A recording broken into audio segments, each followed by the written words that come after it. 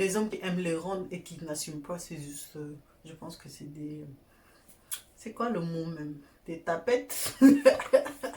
Voilà, je le dis.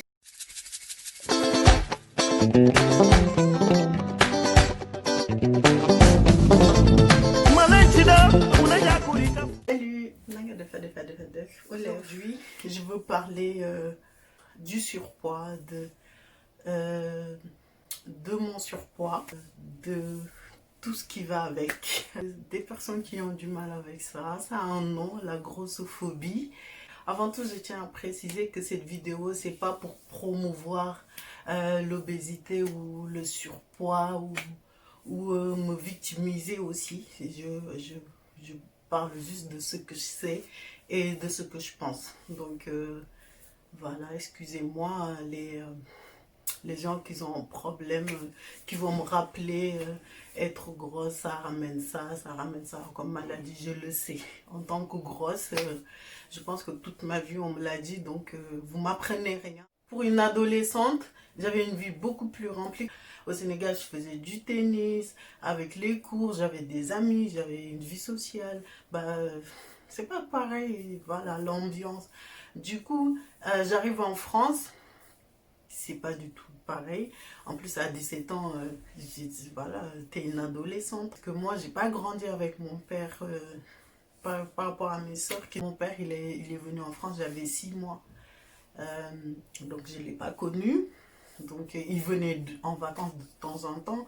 La première fois qu'il est venu en vacances, que je l'ai connu, parce que je savais même pas que c'était mon père. Moi, je pensais que c'était un nom qu'on appelait papa. On me l'a jamais vraiment expliqué que mon père était en France et que c'est mon père. Moi, je pensais que c'était un oncle. Et je pensais que mon oncle, genre le grand frère de ma mère, c'était lui le mari de ma mère. Tellement il venait tout le temps à la maison. Et comme j'avais des copines avec des papas polygames, bon, je me suis dit, mon père, il doit avoir 2 femmes. Donc c'était lui. Et comme mon oncle aussi, on l'appelait tous papa. Bon, dans ma tête de gamine, j'ai fait le rapprochement comme ça. Et le papa qui est loin, ben, qui appelle souvent à la maison, ben, pour moi, c'est un oncle qu'on appelle papa. C'est comme ça que j'ai pris le truc. Jusqu'à un jour, on me dit, ben, ton père, il revient de France. Et donc j'arrive en France et tout. Déjà, c'était compliqué d'avoir une relation avec lui. Et genre, à peine quelques mois, on m'annonce qu'il est très malade et tout. Genre, hospitalisé, tout le temps malade, quoi. Il était à la maison. Donc ça, tu le vis mal. Ça. Et tout ça qui s'accumule, je commence à me réfugier dans la nourriture. Quelques années après, voilà, je me sépare de mon chéri. J'ai commencé à compenser ma tristesse, ma souffrance sur la nourriture et tout. Et j'ai commencé à prendre du poids. Et les réflexions ont commencé. Je sais que c'est pas méchant, mais en fait, il faut que vous sachiez, en fait, quand vous avez une personne grosse, parce que moi je dis grosse, les gens ils aiment pas, mais si vous avez une personne, si vous êtes tout le temps sur la personne à lui dire, tu vois, t'as que t'es de plus en plus grosse, si t'es grosse tu feras pas ça, si t'es grosse tu feras pas ça, en fait, la personne vous l'enfoncez plus en fait. Donc l'obésité c'est une maladie, il y en a beaucoup qui pensent que bah, en fait, on mange juste parce que voilà, c'est une maladie comportementale. C'est comme une sorte de drogue, comme une personne est accro à la cigarette. Par exemple, la cigarette, on peut s'en passer, on peut vivre sans cigarette, mais on ne peut pas vivre sans nourriture. Donc c'est très compliqué pour une obèse de, de, de, de ne pas craquer en fait. Parce que c'est indispensable, c'est vital de manger.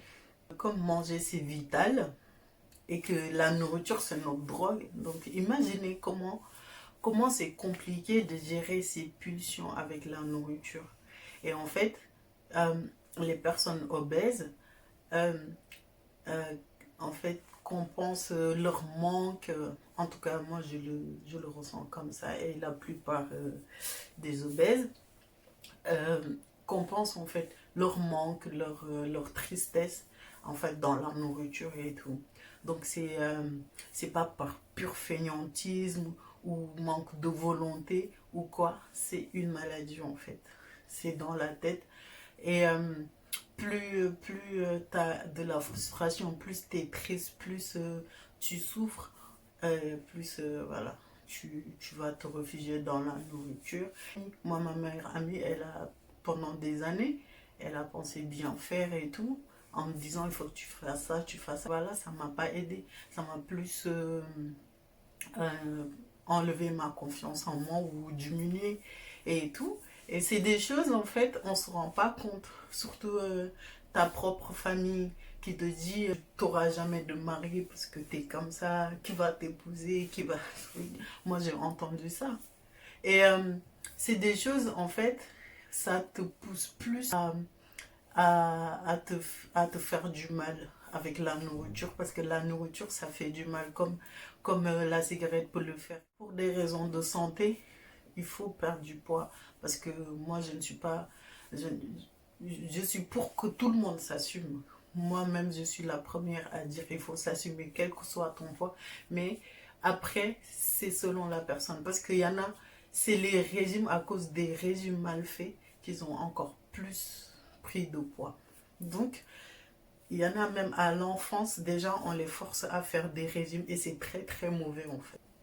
À un certain âge, tu peux commencer à dire, à voir avec la petite comment faire pour qu'il ait des activités. Et puis, on n'est pas tous fait pareil.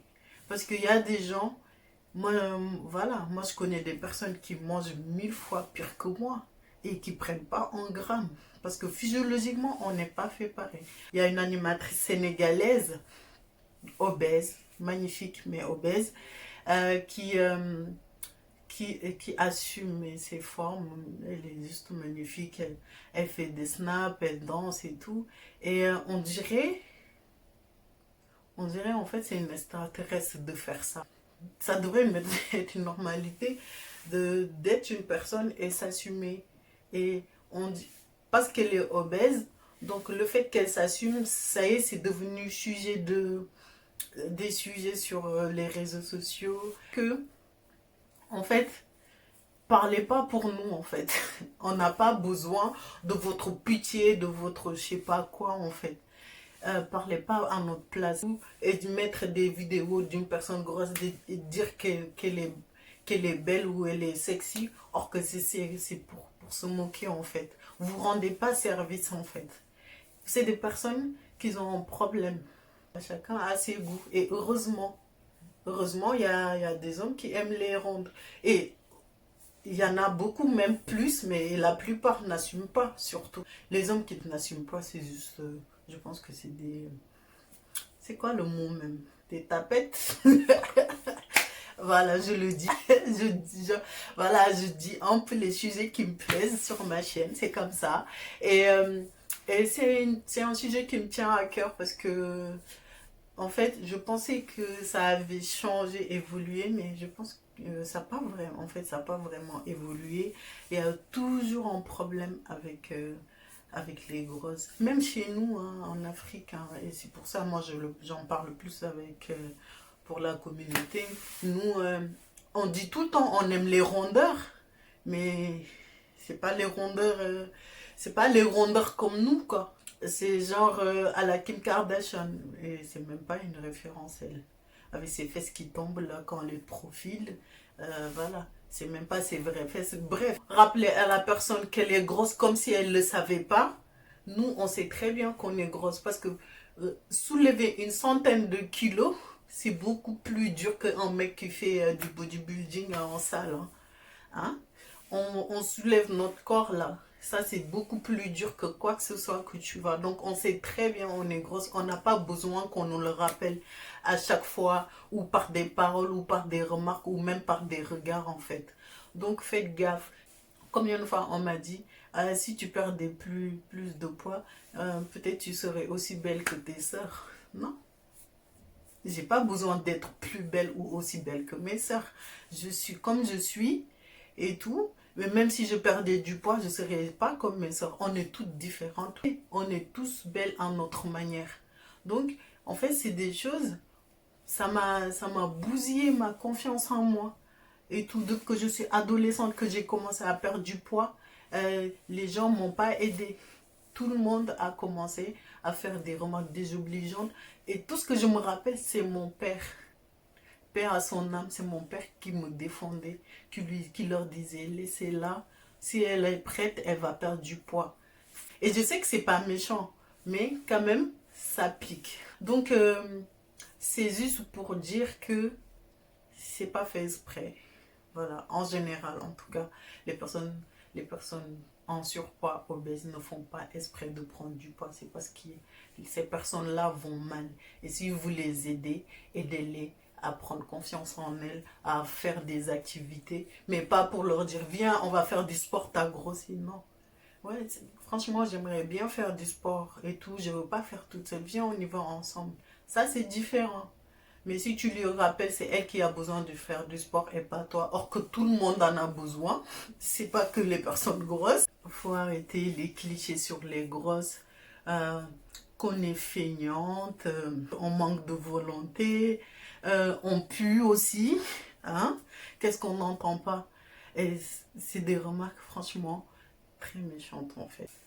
En tout cas, sur mon physique, tu peux dire tout ce que tu veux. Ça ne me touchera plus en fait. Il faut vraiment aider les personnes à avoir confiance. Moi, je ne veux pas être Naomi Campbell, hein. Ça ne m'intéresse pas, ça ne m'ira pas et tout. Mais voilà, je veux perdre du poids parce que c'est mieux pour ma santé et je me sens en pleine forme avec un peu moins de kilos. Mais je ne veux pas être mince non plus. Je ne veux pas, ça ne m'intéresse pas, je veux garder mes rondeurs. Mais voilà, mais au moins faire des activités, faire du sport, faire attention à ce qu'on mange. Je ne parle pas forcément aux personnes grosses, je parle aux personnes qui sont autour des grosses ou qui, voilà. Je parle aux autres personnes, donc cette vidéo, c'est vraiment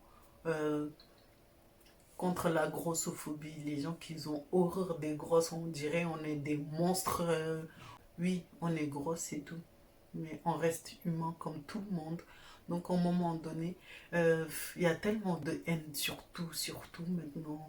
C'est entre le racisme et la grossophobie, c'est voilà, cocktail explosif. Hein. Mais voilà, moi, j'ai fait un travail sur moi qui fait que tu peux dire tout ce que tu veux sur mon physique. Ça me passe là, franchement.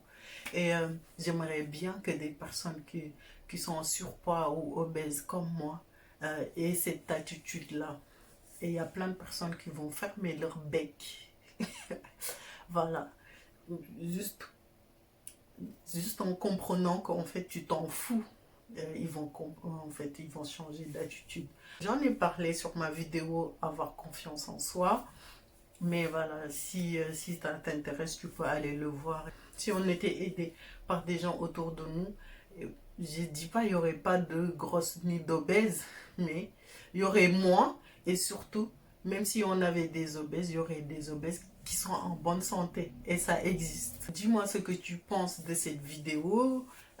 Commente, like, active la cloche de notification pour les prochaines vidéos que je poste 2 fois par semaine. Et je te dis à très bientôt. Ciao, ciao. Je suis pas comme belle, je suis pas Naomi Campbell. J'arrive, je suis belle et j'ai mis ma gaine. Je suis pas Naomi Campbell. Oh merde, elle est moche. En plus, elle est grosse. Oh merde, elle est moche.